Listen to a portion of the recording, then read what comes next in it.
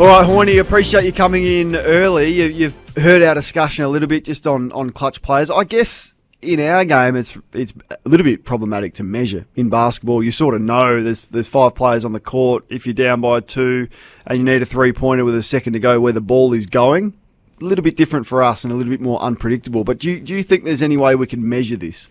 Afternoon, Kane. Nice to be here, nice and early with you. I think there's always ways in which you can measure it, and it's just how you go about actually analysing it and how how much you actually trust those numbers and what it's actually telling you. So.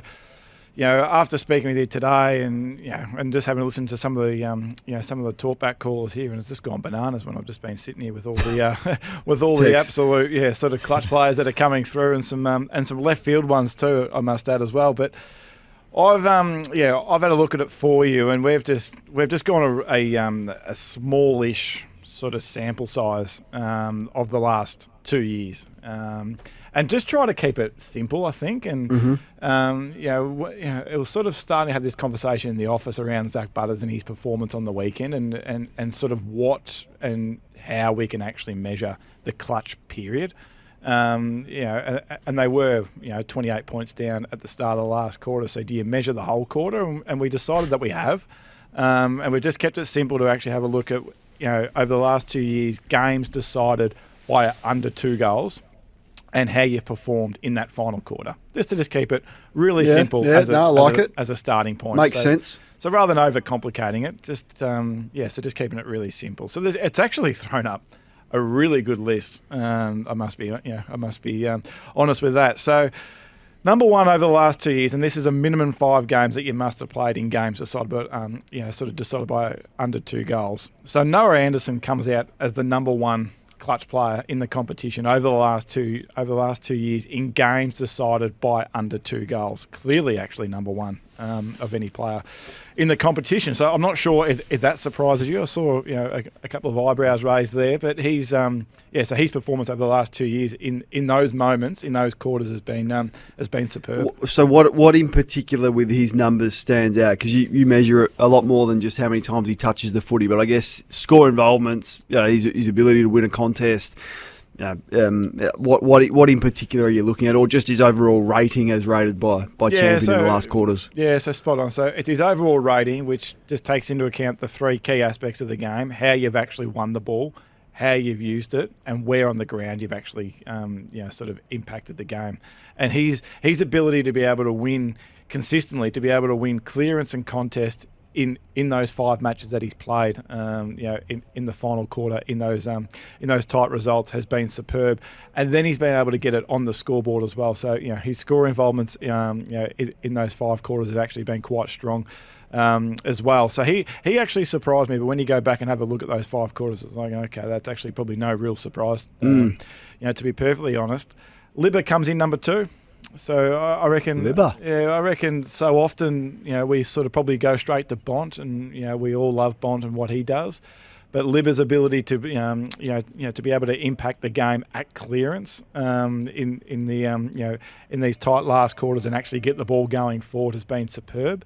Number 3 is really interesting, in someone that that sort of took my interest. Sam Taylor comes up at number 3. So has played in 6 quarters over the last 2 years where games have been decided by under 12 points. And what he's done in those 6 quarters, his intercept marking, his ability to hold up against momentum, has been a bit of a point of difference. A lot of these players, we're seeing their work ahead of the ball, and we're seeing their work at clearance and at contest.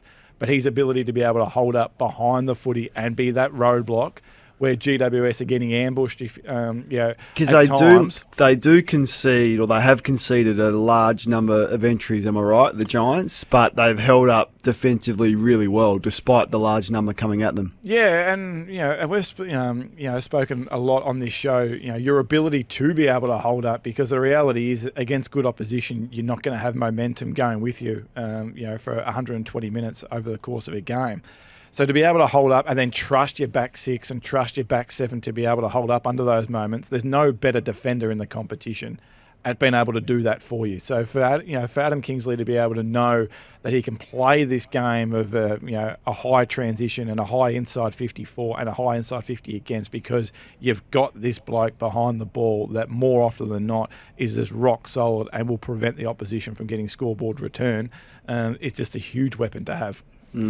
I'll round out the top 10 quickly for you. So Errol Goulden comes in at number 4. It. Yeah, so the last 2 years. Isaac Rankin, number 5. Paddy Dangerfield comes in at number 6. Yep, that makes sense. Yeah, Tim Kelly, probably a surprise, at number 7. Clayton Oliver at number 9. At number 8. Jordan Dawson, no surprise for me, coming in at number 9. And the only real surprise is at number 10, and that's Harry Perryman.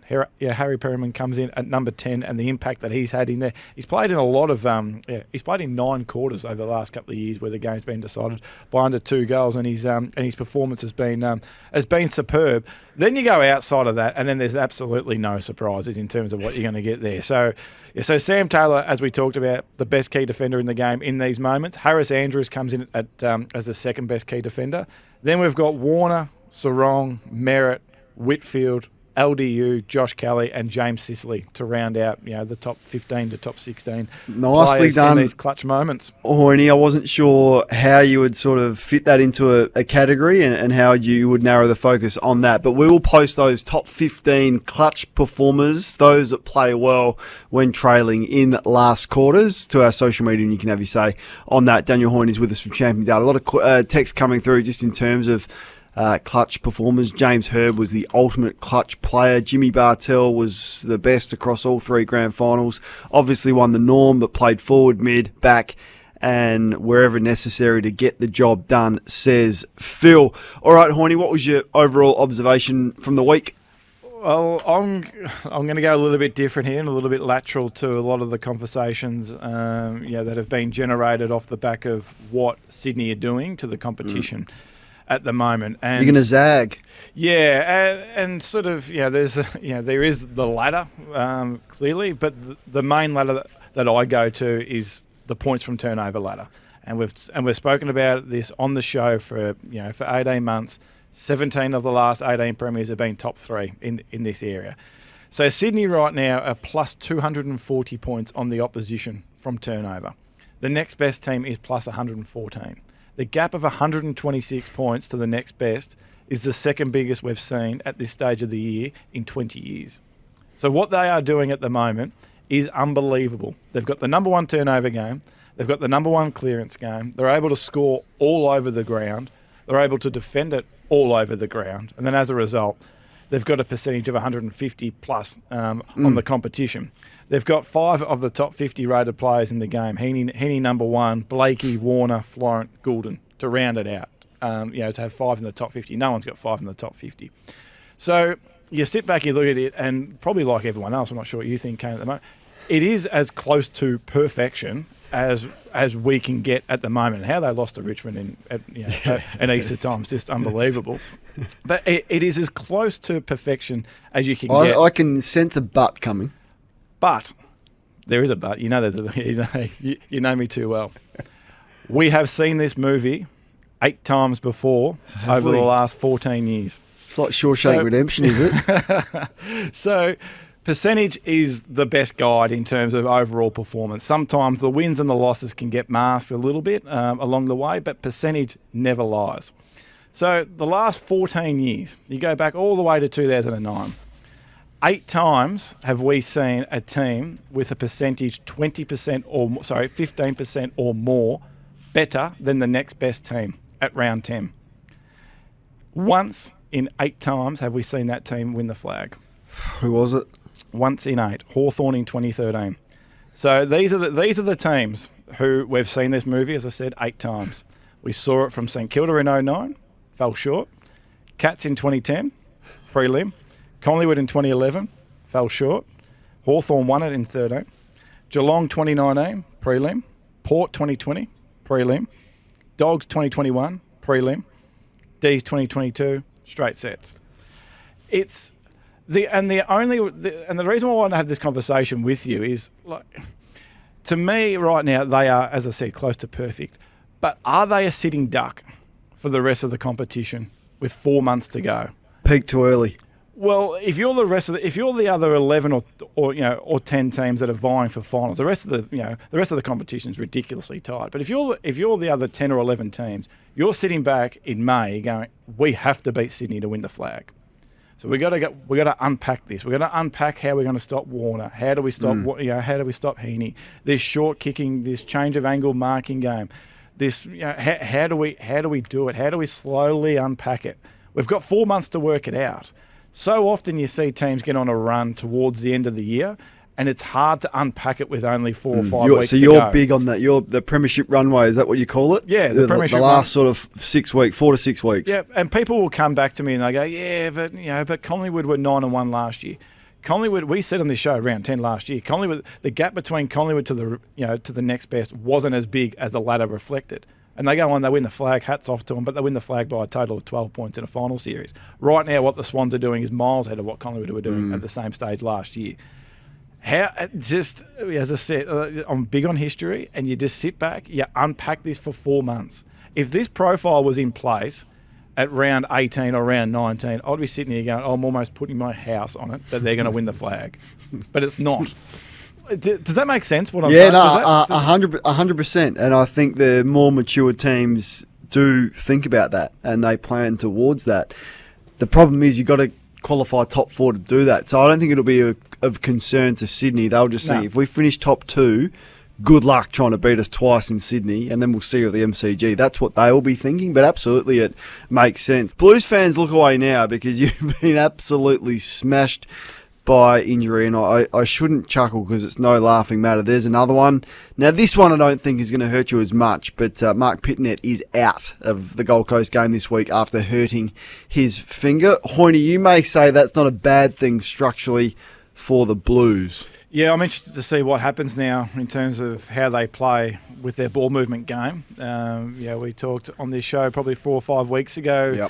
The inclusion of Pittonet into the Adelaide game, and their clearance and contest work has been really strong since then, and he's been quite influential in that aspect. But the most important part of the game, being the ball movement and turnover game, has really disappeared since he's come back into the team. So I'll be interested to see how this plays out now with Tom De Koning just being the sole ruck, and potentially Harry Mackay getting back in and actually spending 10 to 15 minutes for the game as his second ruckman. So yeah, I wouldn't be it's clearly not ideal to have any sort of injuries, but this one I think I'll be interested to see how it plays out Saturday. Your 7 main talking points, we'll whip through these, Hoyney, because there's a lot of ground to cover. You bravely want to start with the Tigers. Yeah, I will. And this is just off the back of what Tommy Morris was speaking about, post-game around Richmond's ball movement. And then I actually had a few questions come through my way over the weekend through the social channels around Richmond's ball movement, and can you actually elaborate on that a little bit? So firstly, I'll just put there that, with the injury list that they have at the moment, it's understandable to be, sort of hard to really identify a clear brand and a clear method. We saw that with West Coast last year, and over the last couple of years, when you've got an injury list like you do, it's really almost impossible to be able to walk out with a clear brand and a clear method week after week. But park that to one side, and I'll sort of just dive in to potentially what Tommy is actually sort of speaking about in terms of what's actually happening back in with their ball movement game. So obviously Uze's come from the Melbourne system. The Melbourne system has been a long down the line team. Let's go long down the line. Let's kick to contest. We do that more than anyone else in the competition. We then set our defence up behind that. We win contest, get it forward, surge it forward, and eventually we'll crack the scoreboard. And then what Richmond have done under his first 4 or 5 games this year was very much like that. They were going long down the line, the second most of any team in the competition, trying to kick to contest. But the reality is they don't have those contest players like Melbourne. If you think of a Petraka and a Viney and a Sparrow and an Oliver and these guys getting to contest, getting to contest, and then keep the ball going forward. They don't have that at the moment. But that was the method that they had gone with. Now, over the last 6 weeks, that's sort of taken a back seat quite significantly, in terms of how often they're actually kicking long down the line to a contest. That's dropped by, roughly 10 to 15%.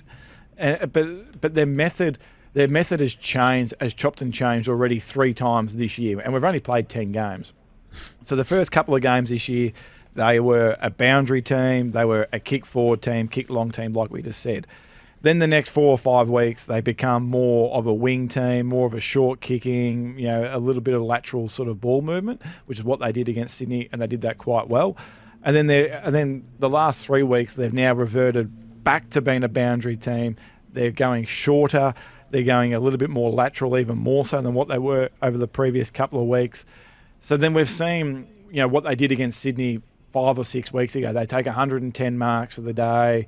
They get involved in a low stoppage game, in a low contest game, but that appears to have been a one-off sort of performance, and they clearly got Sydney on an off day as well. So there's no sort of consistency and no consistent pattern in terms of, for us, Kane, to be able to sit back and see how they're trying to play and see how they're trying to move it. The injury side of things, clearly you have to take that into account, and that is absolutely fair enough. But in terms of what we're judging at the moment and what we're seeing on field, and the discussion that Tommy raised, post that Brisbane loss, from the weekend, it is hard to, absolutely pin a brand that they're trying to actually implement at the moment. So you could see how those reports would be accurate, that there's some confusion in and amongst the players. You wouldn't want that to be a get out for the players as well, though, because some of the vision from a number of their senior players is pretty ordinary in terms of contest and effort and lack of pressure, lack of tackling. So regardless of the game plan that you implement, if you don't get a contest and you're not able to defend, or you're not willing to put in the effort to defend, no game plan is going to have any success. So that's where I'd be looking if I was a player at Richmond. Look internally before you want to start questioning the method from the coach. What about Gold Coast? That was a stunning performance. Yeah, unbelievable, really. And what they've done over the last 6-week period, the core 4, which we keep coming back to, which me and Kingy sort of developed a couple of years ago in terms of what they're doing over a 6-week period. Number 2 in terms of what they're doing with the footy. Number 6 without the footy. 4th, with their scoreboard return at clearance, and then what they're doing at contest in general play is also 4th in the competition. We haven't associated a Gold Coast team to have that profile over a 6-week period for years, and potentially ever, to be perfectly honest. So, and then you take it further, to identify how they're playing, and it is so recognisable, and it is Richmond and Hardwick all over to what Richmond were doing at their prime. 3rd for inside 50 differential over the last 6 weeks. They're the number 1 forward half turnover team in the competition. They get the second most points off the back of this. Their turnover game over the last 6 weeks is top 6 in the competition. You would expect that to rise. Defensively, they're probably giving up a little bit too much at the moment, but I just wanted to put it on there. So they're flying at the moment. They're going extremely well. But the other component that I think, and we're probably a little bit impatient as an industry as well, they are young. They are really young. So they were still the 3rd youngest team in the competition against Geelong on the weekend. So a huge. Who was youngest and second youngest? North and Hawthorn. Okay. North and Hawthorn, youngest and second youngest. So usually Gold Coast have been if not the youngest, the second youngest team in the competition, and that's still. And they rested correct. a couple of youngsters. Spot on, and that's without Walter and Rogers, sort of not. Because they played Swallow and Day as well. So that would up the age. Yeah, no, spot on. So, and I can already see the narrative ahead of this weekend. It's a huge game against Carlton. Write me the headline then. They'll get beaten, and the narrative on Sunday will be same old Gold Coast. We can't trust them. Rah rah rah. Sunday footy show, 10 a.m. The Volcano, same old Gold Coast. I can see it. Set your alarm. I can see it. And Damo and Damien Barrett. I've been reading his stuff as well. He's really strong on it as well. I can't trust them yet. And you can absolutely see it. They'll get rolled, or they might get rolled, and everyone will come for him. We've just got to relax and just be patient with this team. We spoke about, a couple of weeks ago, think of GWS and Collingwood as the pin-up examples of a new coach coming in with a whole new system. It took them half a year. And it took Kingsley and McRae half a year. working with a relatively experienced group that had been to finals before and had had some sort of success before. Damien Hardwick's coming into a club that's had no success before. That's never even been close to playing finals before.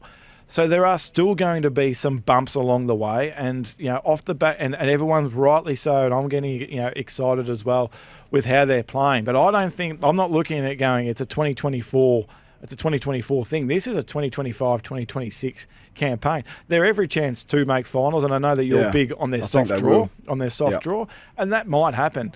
But even if it doesn't happen, it's not all about 2024. It's been able to start to see some consistency, some sustainability with how they're actually playing.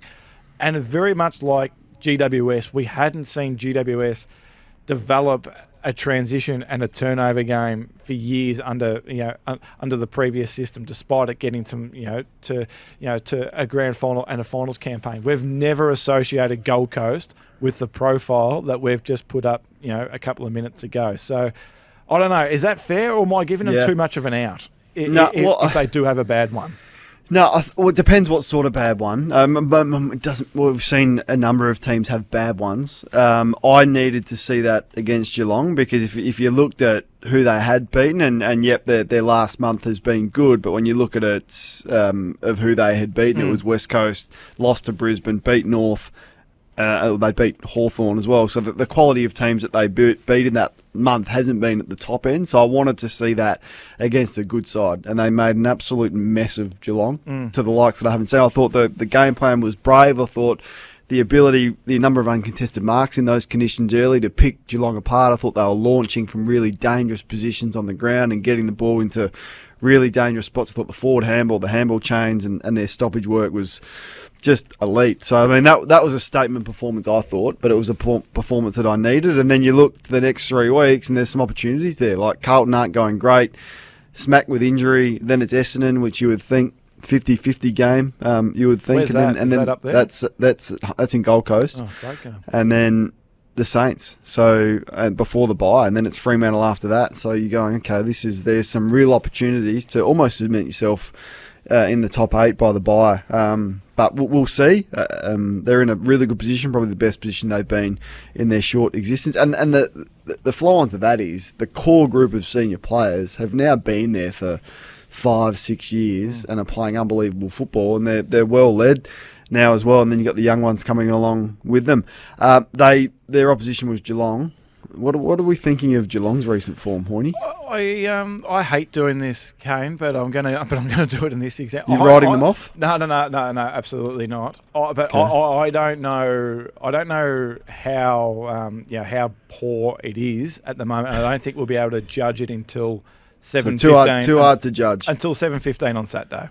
Like if they get beaten on Saturday and they get beaten, for 4 games in a row and defensively they're poor, then there's absolute red flags everywhere. The reality is that they have conceded 100+ points in 3 of their last 4 games.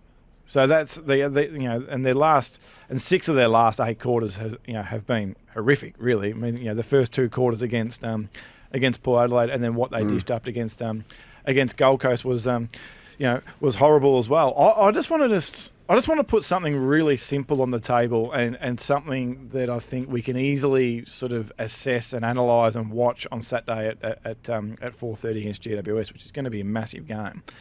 But the ability for Gold Coast, and it's not just Gold Coast, but I'll use that as an example at the moment, the ability for Gold Coast to be able to win the ball back behind centre and then take it to the other side of the ground, work their way up, get inside 50 and then score off it, was something that is of huge concern to Geelong at the moment. So we talk about, you can play long down the line footy, or you can play, the switching game, if you like. And the switching game is you take possession of the ball behind centre, outside of the corridor, you win it, and then you change it to the other side of the ground, and then you go towards goal.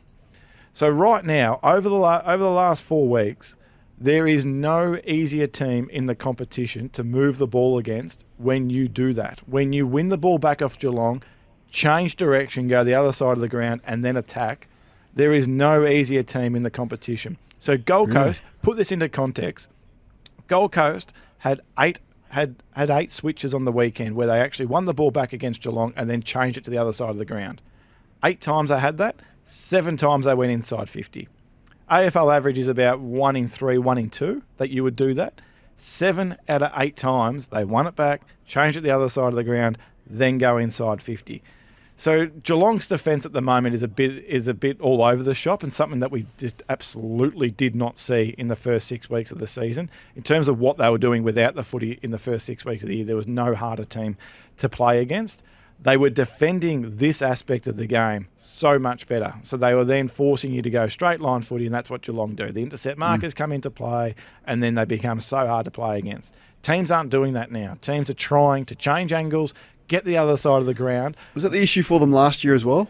The issue last year was their inability to be able to hold up in their D50, and it was a bit of a mess all over the shop, to be perfectly honest. It was only North and West Coast that were actually easy to score against once you got the ball in there. They defended ball movement okay last year, but once they actually got through, they were a bit of a mess. So over this 4-week period, that's a huge concern. So if you're sitting there on Saturday watching this game, which I'm sure so many of us will, if you see GWS win the ball back behind centre, change angles, which I'm sure they will, they'll be looking at this going, this is how you can get them, and Geelong can't hold up against them, then that's the biggest red flag for me. Because this is a 4-week period. You get to work now. You batten this down, get everything back into play, and I think they can bounce. But it's going to be one of those games and one of those situations that I think we're only going to be able to judge in hindsight, which I hate being a hindsight judge, but I think that's where they sit at the moment. Yeah, I mean, it's hard to judge when they're resting senior players and they rarely, if ever, have their best 22 playing. But you'd think they sense the urgency of this game, and there'll be no excuses for them. Where do you this sit? week? Where do you sit? I was so big on them on the rotation of players, though. Do you like it or do you not like it? I'd be hypocritical of me to be critical of it now, because I think it's been a real strength of his, and I think he's the best coach in it. So I have confidence that he knows what he's doing. The problem is you need to win enough games to qualify in the top 4. Now, if you're resting your best unit every week, it limits your ability to finish in the top 4 in a competition as even as this. And if you miss the top 4, they can't win it. So that's the worry for them. Now, it was looking magnificent when 3 weeks ago when they're flying and players are coming in fresh off breaks and having big impact after that, and then he'd rest another one. I'm going, how well does he manage the team? I can remember saying that. So for me to then go 3 weeks later off the back of a couple of nasty losses, he's doing the wrong thing. It would be a little bit hypocritical, but time's going to run out where they may just have no choice but to go, okay, well, this is our season on the line right now. We just have to have a run of a month or 6 weeks where we play our best available team. We've got time to speak about the Eagles. I think we do. Yeah, Hoyne. We will. Just before we leave that Geelong discussion, I'm always interested in reading, either the premiership books or the videos that come out post-grand final and post-premiers. Craig McRae's stuff last year was superb as well. I was really interested in what Chris said post-2022, and I think he's absolutely got the same mantra now, clearly got the same mantra. We will take a punt by rotating and resting our group, and if that means we finish 6th, 7th or 8th or don't make finals, we'll risk that. As long as we are healthy at the end of the year, because we are sick and tired of getting to finals, banged up, and not being able to throw our best punch in September, which is what they had done for a number of years, prelims, but they were cooked. 2022, they took the punt, it worked. 2023, things didn't work. He's taking a punt now. So I think that's his... I can understand his mantra. It's a punt, but it's a punt. Yeah. It's a punt. I think that they're a club. It's a punt to win a flag. They're not in it to win an elimination final. No. They're in it to win a flag. I think there's some teams that are in it and that are happy to start by winning a final.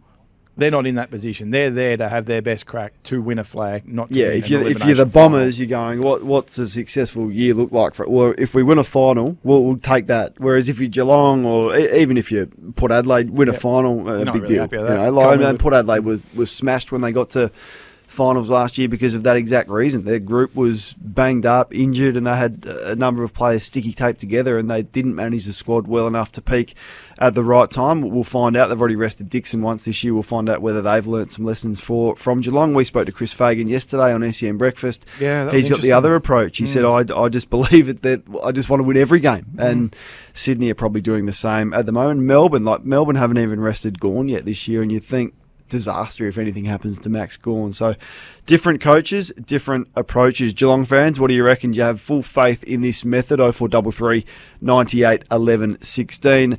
What are the Eagles doing well to turn things around? Yeah, I just want to celebrate just a couple of just components to that performance. West Coast and their wins over the last, even their 2 wins this year and their wins over the last couple of years have been stoppage dominance, centre bounce dominance, and been able to score from a freakish sort of return.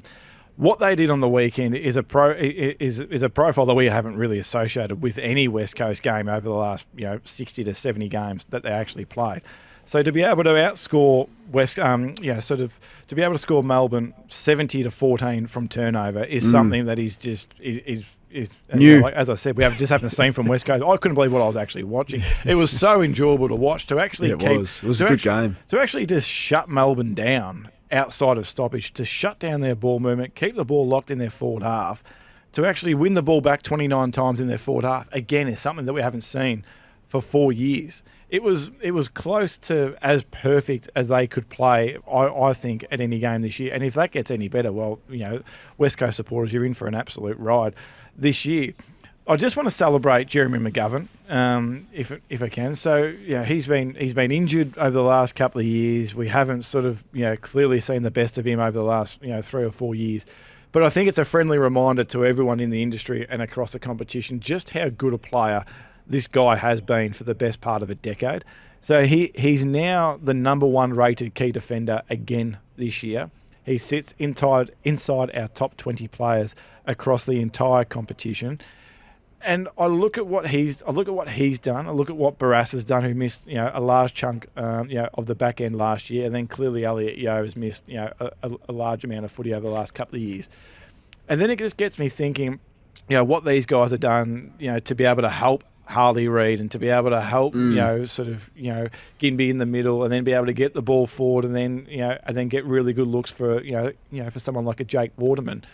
What Richmond actually do, and what clubs actually do moving forward when they get to a stage where they potentially need to rebuild, and how hard you actually go.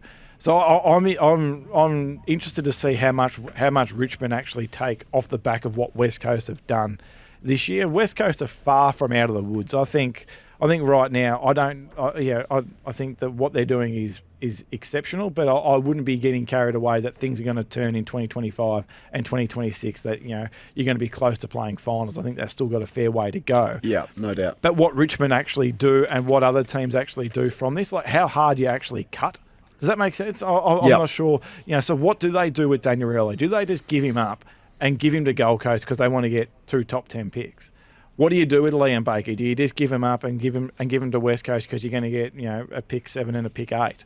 Like that it all sounds good in theory, but then we've seen it when you absolutely go pure youth, how long it actually takes. There has to be a mix in and amongst that, and they may not have a choice with Baker. He just may say, I'm going, so you do the best deal that you can. I think there'll be a contract offer for him to stay if he wants to stay. I feel like that one will be taken out of their hands, and Rioli they do have a bit more control over, so you assess the options, but it can't just all be young, and there's lessons to learn from the likes of North Melbourne, Adelaide, Hawthorn, who have done the rebuild before, and some have done it better and quicker than others. Hoyney, this time each week we do Guess Who.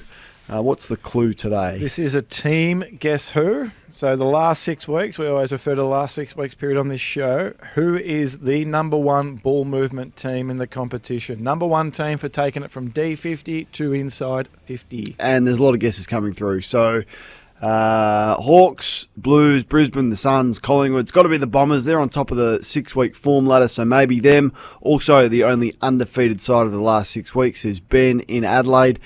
Dave, I'm with you, Dave. I think it's the Bulldogs. Hoyney, who is it?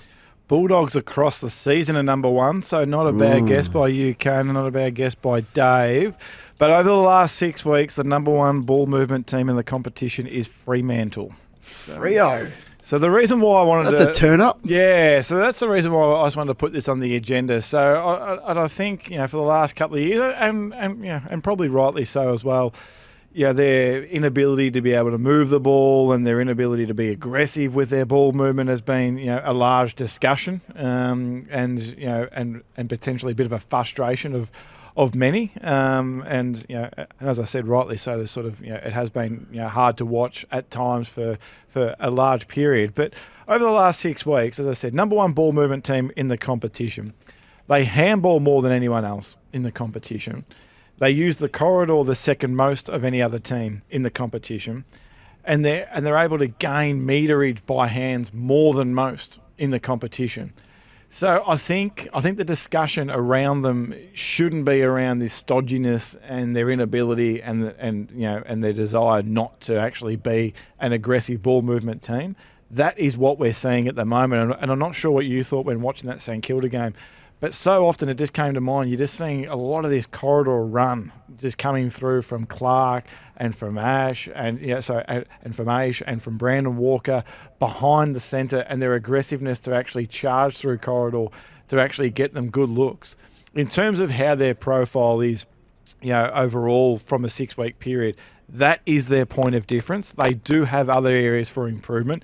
In terms of what they're doing with the footy, their accuracy has killed them in particular the last couple of weeks to actually get a proper scoreboard return and to really put St Kilda to the sword and be more competitive against Sydney. And we've just spoken about how good Sydney are at the moment and what they're actually doing. But, they do have other areas of their game which sort of, do need to improve. What they're doing defensively, what they're doing from a contest perspective in general play does need to improve. I'm not absolutely jumping on the Fremantle bandwagon. I think they'll beat Collingwood on the weekend purely because of Collingwood's injuries. I am a fan of what Collingwood are doing at the moment. But I think the narrative and the discussion around Fremantle shouldn't be around the stodginess and their inability to be able to move the ball. Park that to one side. There are other areas of their game which need to improve. That is not one of them. All right, good stuff. The Freo Dockers improving in an area that they needed to prove in. We did get a text saying, Hoyney, what's wrong with Melbourne? Which brings us to your next point. Yeah, Melbourne are they're a bit of a hard one to work out, and they're always going to be a really interesting sort of point of discussion for 2024 off the back of what had happened the previous couple of years in their finals campaigns, and how much they were actually going to blink at what had happened in those finals campaigns and how much they needed to change, or would they back it and would they put it down largely to inaccuracy? And back the same method and the same system, which was the hardest system to crack for the last couple of years. So if you just take back, and a lot of people don't like this, but we're just putting the expected score return, which is just based on if you had taken your shots at goal to expectation and the opposition had done that. Their last 4 finals, Sydney still would have got them, but they only would have got them by 5 points, so a really narrow loss. They would have beaten Brisbane, they would have beaten Collingwood, and they would have beaten Carlton. So the Collingwood one I can take, just given Collingwood's pure dominance in the first 45 minutes of that final last year was unbelievable, and I reckon they played more to the scoreboard than probably what people gave them credit for. But the reality is they should have beaten Carlton. They should have beaten Carlton by close to 3 to 4 goals. They make a prelim, they go to Brisbane. Who knows what happens from there? We talked about it a couple of weeks ago. We gave them credit at the time for their sort of want to change how they actually move the ball and to not be as long down the line and as predictable with that, to set themselves up behind the ball to then win contests, get it forward, surge it forward, keep the footy in their half, and then score off the back of that. We saw that sort of change of angle, switching of the footy against Geelong really come to fruition that night. But then we've just spoken about before how easy Geelong are at the moment to move the ball against when you actually implement that method. So maybe that was a bit of a false dawn. I'm interested now to actually see, the first 10 weeks of the season, we just spoke about Sydney and potentially, peaking too early, and Melbourne have experienced that. They experienced that a couple of years ago. Do they actually at some stage now look at it and go, you know what, this isn't us, and this isn't working, and this isn't going to give us the chance to win finals like the method of the last couple of years has?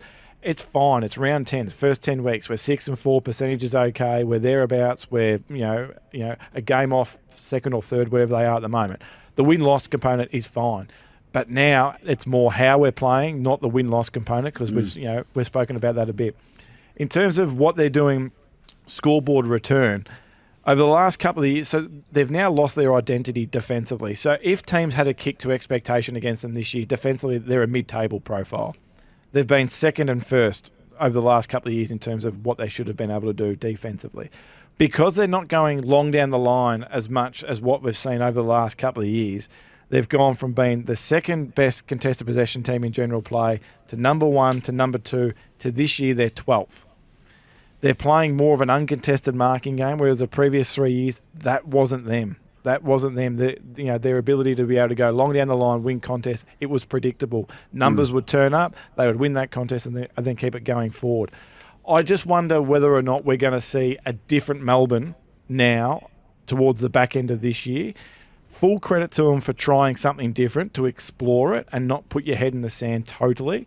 But I just wonder, I just don't think this is the best version of Melbourne that we've seen over the last couple of years. And I don't think this version of Melbourne is going to take them potentially to a prelim final or beyond. Do you agree? Yeah, no, I do. I mean, they're a little bit hard to get a read on. As I said, they've really only had the one bad performance, and that was on the weekend. But they just don't have the potency. And the continuation of being unable to find a forward line mix that works. I think the Brayshaw absence is a huge one for them because of the flexibility that allowed them. I don't think Oliver's the same player that he has been. So they certainly lose some potency there. Like I'm watching Clayton Oliver, and I'm sure his numbers look fine, but his influence on games isn't there.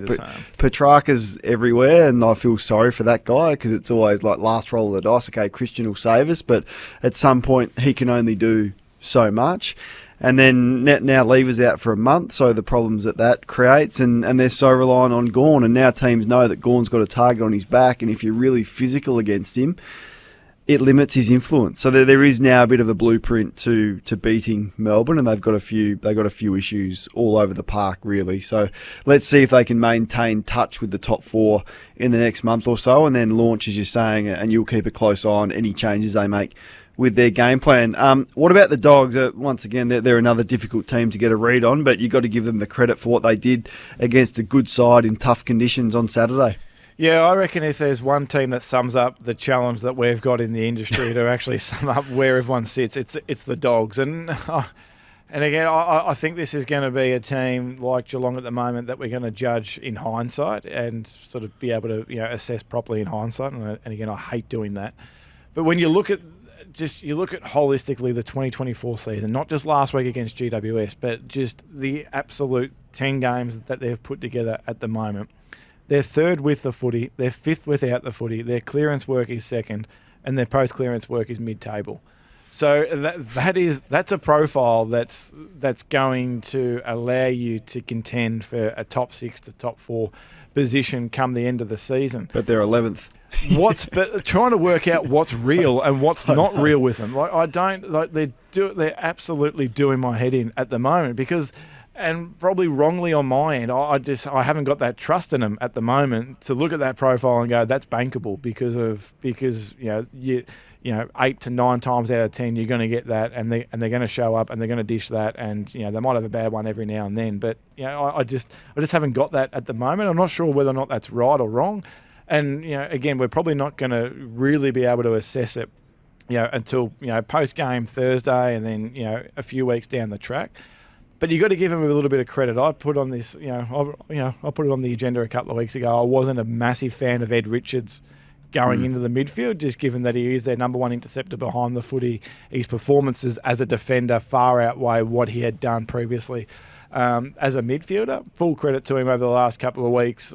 He has been superb. He was brilliant on Saturday against GWS. Fascinated to see how he goes against his red-hot midfield of Sydney on the weekend. But I'm still not absolutely convinced that that's where that magnet will be towards the second part of this season, when they absolutely need to get rolling and things need to be sort of locked down. Because with all due respect to the other individuals behind the footy, they haven't got the same impact that Ed Richards has when he wins the ball. They haven't got the same impact from an intercept perspective as what Ed Richards does. They're performing okay at the moment. They're young, they're inexperienced, they're developing. But in terms of what they're able to do compared to Ed Richards, it's not there. When Libba comes back, does that magnet then go back? I'm not too sure. But they're just the hardest team in the competition for me at the moment. I'm not sure what you think, Kane, but they're the hardest team to work out.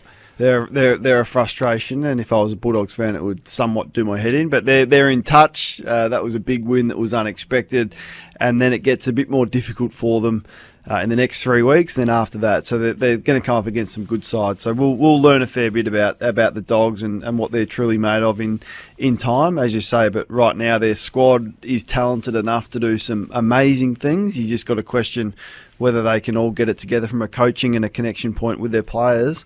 Which we haven't seen consistently. So I think it's right to be lacking trust in the Dogs. All right, before we let you go, just fly through for us who the coaches missed on the weekend. Yeah, so we'll start with Hayden McLean Friday night. That was the third best game of his career, 2 goals, and his pressure on the opposition against Carlton was superb. The Nick Dacos discussion on the other way, so he was the highest. Yeah, so he got the 10 votes from the coaches, but we had him as a 21st best player on the ground. Yeah, so his ball use, we've never seen him use the ball or have less impact with ball in hand than what he did on the weekend. So very rare there for Nick. I just want to put Toby Green on the agenda as well. Toby Green, highest rated player for us on the weekend, didn't get a vote. I can understand why. I thought he looked far better, and his record against Geelong is superb. So against the Dogs. This week against Geelong, it's good. It's good against the Dogs as well. His record against Geelong is superb. So putting him on watch for a big one as well. Oscar McInerney, just look for this guy. So second highest rated player against Richmond. Just park that to one side for now. But just look for what he's doing at the moment. Pushing forward, trying to impact the scoreboard. Kicked 2 goals against Richmond. Looked really dangerous ahead of the ball against Adelaide the week before as well. So his last 3 weeks have been superb. And just some love for Dyson Heppel. He was the highest rated player for Essendon on the weekend. Didn't get a vote. Actually in the top 50 players in the competition this year. The impact that he's had on the game. And that's the best sort of return that we've seen from Dyson for the last 10 years. Can I do my horror and gem now? Yep. I have got the best gem we have come up with in the office. But I had to save this for you. I had to save this for you. This is dedicated for you. Is this saying no kick-ins? Lachie Whitfield, 31 disposals on the weekend. He had 14 of them came from kick-ins. Stuffed. The most we have ever recorded from kick-ins. I had to save that. I had to save that for you. And the horror is Carlton. So it was 17-0 tackles. That's the biggest, so that's the biggest gap we have ever seen before laying a tackle as well. So it is my mission to get you and the AFL to change that from a stat and just have a subsection that counts kick-ins to yourself like a spoil Hoyney. We can't have a player having 14 from kick-ins. Anyway, love your work. I thought it was an outstanding addition. Some absolute gold in there for you tonight. Thanks for stopping by early, mate. And if you missed any of it, you can catch up on the podcast. We'll see you next week with Jared. Thanks, Kane. Have a good one.